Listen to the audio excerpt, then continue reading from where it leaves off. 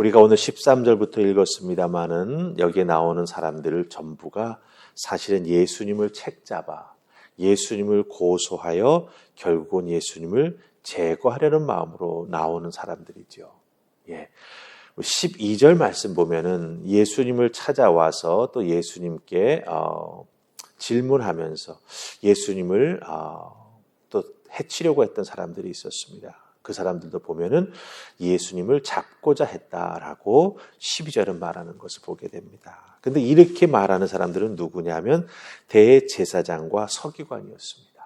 대제사장과 서기관. 그런데 오늘 말씀은 바리새인과 헤롯 당 그리고 사두개인들까지 다 예수께 와가지고 예수님을 책잡아서 고발하여 예수님을 결국은 제거하려고 하는 동일한 목적을 가지고 예수님께 나왔다라고 하는 거예요. 그러니까 여기에 언급되고 있는 즉 12절부터 언급되고 있는 사람들을 잘 보면은 예수님 당시에 이 유다 백성들을 영적으로 다스리고 있던 종교 지도자들이 다 포함된다라고 하는 거예요. 그리고 유대인들 중에서 헤롯왕은 사실은 유대인의 왕이지만 이방인입니다.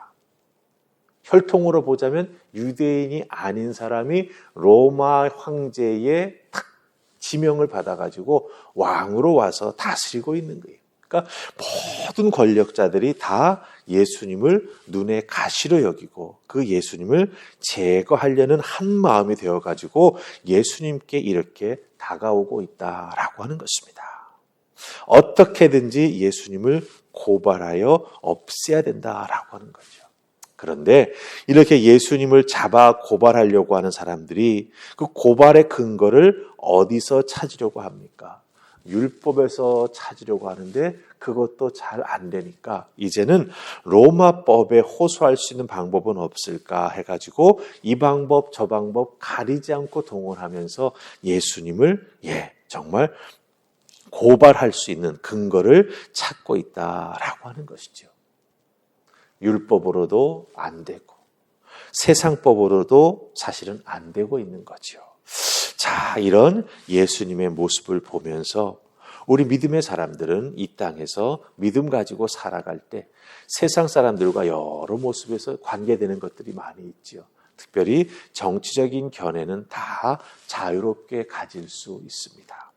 근데 그런 것들이 때로는 믿는 사람들이라 해가지고 그냥 한꺼번에 너희는 진보 세력이야, 너희는 보수 세력이야, 이런 식으로 다 갈라가지고 서로에 대해서 이렇게 막 저런 말, 이런 말 하면서 상처 주는 경우가 있다라고 하는 거예요. 사실 교회 안에서 그런 정치적인 논쟁을 벌이는 건 아무런 의미가 없는 것이지요. 오늘 말씀 속에서 예수님의 지혜와 예수님께서 그런 문제들을 다루어 나아가시는 예수님의 모습을 보면서 우리 믿는 사람들이 이 땅에 살면서 여러 가지 다른 견해와 의견을 가질 수 있지요. 특별히 정치적인 견해는 많이 다룰 수 있습니다. 그런 것들이 우리에게 서로 상처가 되지 아니하고 또 교회가 나누어지지 않기 위해서는 예수님의 지혜를 배울 필요가 있다라고 하는 것입니다. 우리 믿는 자들이 오늘 말씀 속에서 예수님의 지혜 어떻게 배워야 할까 함께 살펴보십시다. 자, 오늘 말씀에 우리 16절 말씀 보십시다. 16절입니다. 찾으셨습니까? 같이 읽습니다. 시작. 가져왔거늘 예수께서 이르시되 이 형상과 이 글이 누구의 것이냐? 이르되 가이사의 것이니이다. 아멘. 예수님 앞에 세금 문제를 가지고 예수님에게 질문하죠. 세금 로마의 황제인 가이사에게 바치는 게 옳습니까? 아니면 틀립니까? 옳다 그러면 유대인인데 어떻게 그런 말을 할 수 있느냐? 로마가 우리를 식민지 삼고 우리를 이렇게 어렵고 힘들게 하는 거 보지 않느냐라고 말할 것입니다. 또 바치지 말아야 된다라고 했을 때에는 로마의 법을 어긴다라고 말하면서 예수님을 또한 고발하려고 할 것입니다. 이 상황 속에서 질문을 받으신 예수님께서 대답을 하십니다. 그 대답이 뭡니까? 데나리온이라고 하는 동전을 가지고 오라고 하는 거예요. 데나리온. 예수님 당시에 로마가 발행했던 통용되는 동전입니다. 보통 동전은 앞뒷면이 있지 않습니까? 그래서 앞면에는 보통 사람의 모습이 딱 찍히게 되고 뒷면에는 이게 얼마짜리다라고 하는 액수가 또 기록이 되는 걸 보게 되지요. 예, 데나리온이라고 하는 이 동전도 예외는 아니었습니다. 앞면에는 가이사, 즉 로마 황제의 형상이 딱 담겨져 있고 그 뒤에는 아마 가격이 얼마짜리 동전이다라고 하면서 뭔가 문구가 써 있던 것 같습니다. 예수님께서 그 동전을 딱 가지시고 뭐라고 말합니까? 이 형상이 누구냐? 그리고 이 글이 무엇을 말하느냐라고 질문하시면서 설명하시는 게 바로 우리가 읽은 16절에 나오는 것이다라고 하는 것이죠. 가이사의 것입니다 라고 말하고 있습니다. 이 가이사라고 하는 로마의 황제가 도대체 누구냐라고 하는 게 중요하지요. 예, 이 가이사라고 하는 로마의 황제는 주전 100년에 태어나서 주전 44년까지 살았던 로마의 유명한 황제 가이우스 율리우스 카이사, 우리는 시저라고 발음하죠. 예, 이 가이우스 율리우스 시저 황제를 의미합니다. 그 형상이 이 데나리온 동전에 딱 찍혀 있는 거죠. 예수님보다 훨씬 이전 사람입니다. 하지만 로마가 공화정에서 황제, 즉 제국으로 넘어가는데 중요한 역할을 한 사람이 바로 이 가이우스 율리우스 시저가 된다라고 하는 거예요. 이 사람의 형상이 여기에 딱 찍혀 있습니다. 여기서 형상이라고 하는 말이 참 중요한데요. 이 형상이라고 하는 말이 살아있는 사람에게 적용될 때에는 그냥 사람의 이미지를 말합니다. 네. 저 사람은 저렇게 생겼어. 저를 보면서 목사님은 어떻게 생겼어요라고 할 때 그 이 형상이라고 하는 말을 쓸 수가 있어요. 그런데 이것이 살아있는 사람을 제외하고 다른 부분에 사용될 때 뭔가 그 사람의 형상을 이렇게 돌로 만들어놨다. 그럼 그건 대부분 우상을 의미하는 데 쓰였다라고 하는 거예요.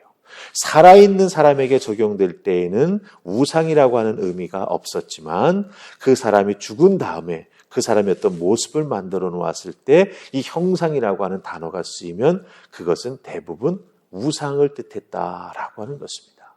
이 가이사 황제는 죽은 사람이지 않습니까? 그런데 그 동전에 이 황제의 모습이 딱 찍혀 있다는 것을 보면서 예수님께서 형상이라고 하는 말을 사용하셨어요. 무슨 의미입니까?